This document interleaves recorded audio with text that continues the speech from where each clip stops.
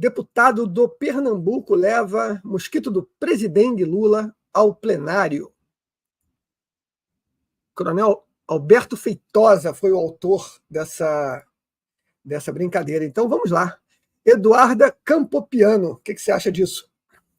Não, assim, eu ao mesmo tempo que eu gosto, eu penso, é triste que a gente chegou num ponto em que eu vejo que assim, a censura no Brasil ela é tanta contra principalmente parlamentares de oposição que deveriam ter o seu discurso preservado, mas que justamente o foro privilegiado deixou de ser um privilégio, porque você ser deputado e falar o que você quiser falar te coloca numa posição de risco muito maior do que se você fosse qualquer outra pessoa sem o tal do foro privilegiado. Então, é por isso que eu acho que alguns parlamentares, como foi o caso desse, eles sentem a necessidade de fazer a crítica num tom jocoso, né? Ao invés de fazer como os esquerdistas tiveram liberdade para fazer e chamar o Lula de genocida, porque nada está sendo feito pelo governo federal com relação ao surto de dengue no Brasil, eles precisam, por exemplo, levar bonecos, fazer memes, criar coisas como Presidengue, porque a gente não tem permissão de tratar esses assuntos de forma séria, como a esquerda tem. A gente não tem permissão de usar palavras enfáticas, palavras pesadas contra o presidente, como a esquerda tinha. Se a gente faz isso, é conselho de ética, é investigação, é isso e aquilo. Porque a direita não tem essa liberdade. Foi exatamente por isso, por exemplo, que no ano passado o Nicolas teve que botar uma peruca para falar no Dia da Mulher. Porque não existia como ele fazer a crítica que ele queria fazer sem ser de forma jocosa. Se ele fizesse aquela crítica de forma séria, ele poderia até perder o mandato. Porque, infelizmente, é nesse ponto que a gente chegou. Nenhum parlamentar pode, de fato, chegar e dizer: o governo está sendo negligente no combate à dengue. O governo não está nem aí. Está morrendo mais gente do que nunca de dengue e a culpa é do governo federal. Não. Se um parlamentar de direita fala um negócio desse, ele está assumindo um baita risco. Então, eles apelam para esse tom jocoso que, num país normal, né, nos Estados Unidos da vida, por exemplo, a gente não vê muito esse tipo de coisa acontecendo, né? De deputados tendo que apelar para essa coisa irônica, para essa coisa engraçada, beirando a comédia, para falar de temas tão sérios. Porque lá eles podem falar de temas sérios se eles quiserem. Eles devem falar de tudo de forma séria e eles não vão sofrer ameaças por causa disso. Mas, infelizmente, o Brasil já deixou de ser um país sério há muito tempo. Então, a gente acaba que se torna comum ver situações como essas no Congresso, de deputados tendo que apelar para quase comédia para conseguir falar das coisas sem ser barrado. Ao mesmo tempo que é óbvio que a gente se diverte, a gente acha engraçado, enfim, um mosquito com a cara do Lula e tudo mais, no estilo daqueles bonecos de carnaval, enfim, a gente acha engraçado. Mas, ao mesmo tempo, o ideal seria uma postura séria. Só que essa postura séria, a gente chegou num ponto em que os deputados nem podem adotar. Porque senão é imputação de crime, é ataque contra a honra do presidente, enfim, discurso de ódio. Então, vou dizer que eu dei risada, foi uma risada gostosa que eu dei na primeira vez que eu vi isso daí, mas depois eu pensei, por que será que ele sente a necessidade de falar a coisa dessa forma, né? E eu acho que é justamente por isso, infelizmente. Infelizmente, é isso mesmo. Você trouxe uma coisa muito importante, né? A impossibilidade dos parlamentares de fazer o seu trabalho com o mínimo de segurança, né? O mínimo de segurança. Grande Rafael, o comentário é seu, meu amigo. Bom, a gente tem que... Eu vou fazer uma análise diferente da Eduarda, né? Bom, eu sou amazonense, essa época de chuva, tem muita chuva nessa época, a dengue se espalha. Eu esqueci, tinha ano que eu pegava dengue mais de uma vez por ano, assim, por temporada, né? Principalmente essa época, mais de uma vez por mês, né?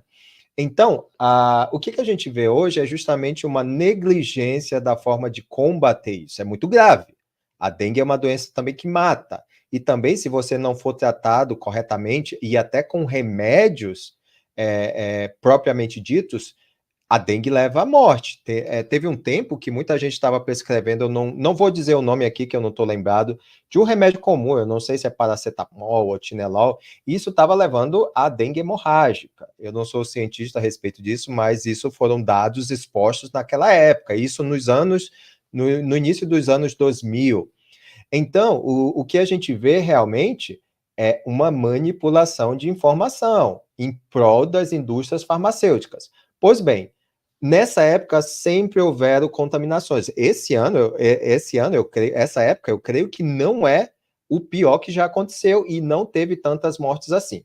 Mas o que a gente vê é justamente uma jogada midiática e uma jogada para manipular até aqueles que são contra como eu sou contra essas questões de abandono da saúde. No entanto, se o ex-presidente Jair Bolsonaro estivesse no cargo, ia ser mais um genocídio para a conta dele, porque o que a gente está vendo de pessoas contaminadas não é brincadeira. No entanto, não é só isso que contamina, tem dengue, malária, tem tantas outras doenças aí que contaminam muito mais ainda.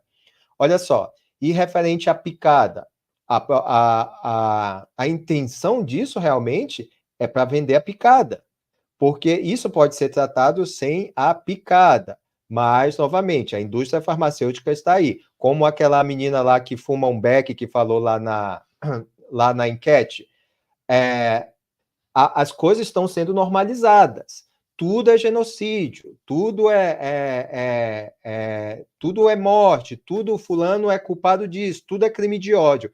E aí, quando a gente vê realmente o que está acontecendo, por exemplo, em Israel, quando o Hamas está matando um monte de gente, a gente vai até falar sobre uma situação dessa hoje aqui no programa, aí é normalizado.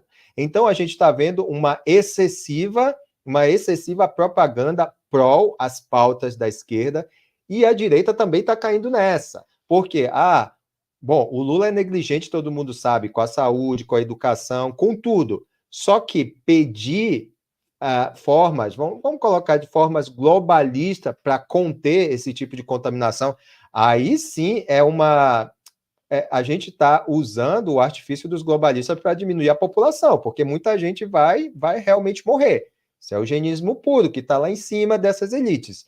Então, a gente tem que tomar cuidado com essa promoção, principalmente a direita, os conservadores, de cair e fomentar, sim, as ideias dessa galera, que é pinchar a galera e também colocar embaixo de uma, como eu posso dizer, de uma doutrinação pró-saúde, porque você próprio não pode questionar. Eu, por exemplo, se eu estivesse no Amazonas, ou se eu estivesse no Brasil, eu não iria querer ser tratado por picada. Eu ia pelas formas alternativas que eu sei que existe, porque eu já fui contaminado com isso.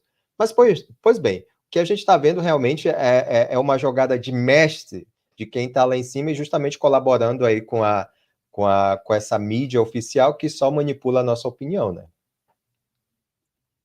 É isso aí, Rafa. Antes de passar o comentário para o meu queridíssimo Luiz, eu queria dar os parabéns para a dona Lisier, mãe da Tânia Oliveira, e também anunciar que a Amanda, a querida Amanda, se tornou um membro do canal. Obrigado, Amanda. Valeu mesmo. A única pessoa que assistiu as 2 edições do espetáculo A Grande Jornada do Homem. Luiz, seu comentário, meu amigo. Pois é, né? Exatamente o que o Rafael disse foi na mosca. Realmente, sem perceber, às vezes a direita é tão inocente, né? Então, e vai com tanta fome para cima da bola que ela acaba esquecendo que está, às vezes, colaborando com uma agenda que é globalista, com uma agenda que é do inimigo, né? Do mesmo jeito que aconteceu que a esquerda fez, né, na época da pandemia, a gente está fazendo isso também. No final, tanto a esquerda quanto a direita foram meio que manipulados pelos globalistas, né? Cada um contra o seu inimigo político, né? Antes era o Bolsonaro, agora é o Lula. A verdade é que, assim, político é político. Os caras, eles fazem de tudo para ter um corte, para aparecer, para chamar atenção, né? E como a própria Eduarda falou, muitas vezes eles acabam agindo como influenciadores, né? Ou como os caras que estão lacrando no Twitter, né? Ou melhor, no caso da direita, mitando no Twitter, né? Então, eles viram que isso funciona para dar visibilidade, para dar popularidade, e como a gente sabe, né, todo deputado quer aparecer, ele está concorrendo com outros vários colegas, seja na Câmara estadual, ou seja na Câmara dos Deputados lá em Brasília. Então, como é que ele vai fazer para se destacar? Como é que ele vai fazer para chamar a atenção do eleitor dele, para ser reeleito nas próximas eleições? Caramba, esses caras às vezes eles olham e falam, caramba, já passaram-se tantos meses que eu fui eleito e eu ainda não fiz nenhum projeto, não consegui emplacar nenhum projeto, não consegui emplacar nada, não estou em nenhuma comissão importante. O que eu faço para mostrar serviço, ou para pelo menos parecer que eu estou mostrando o serviço, né?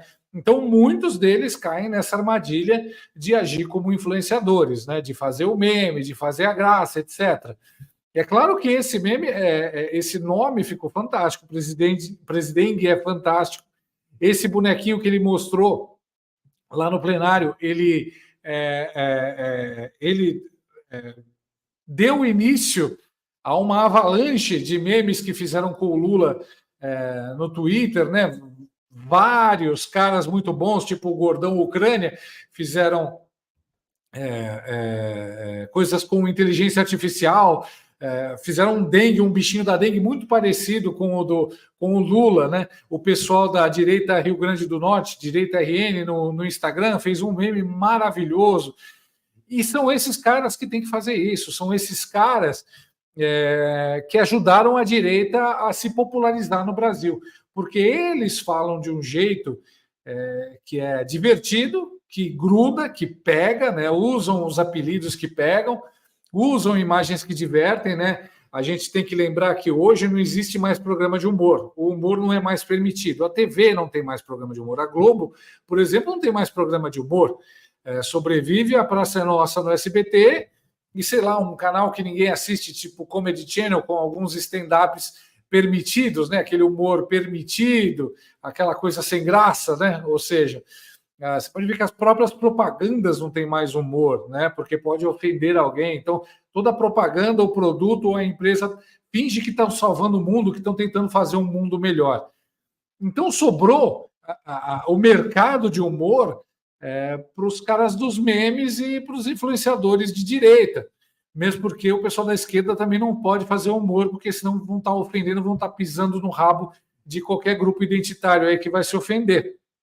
Então, eu sei como é tentador, como deve ser tentador para o deputado que quer aparecer, usar do humor, usar da brincadeira, não só para driblar, né, as leis ou as punições, etc., mas também para chamar a atenção, porque não há concorrência nesse ramo, né? E o povo está muito carente de humor, né? Principalmente na política, onde hoje os caras são semideuses, né? E você não pode fazer quase nada.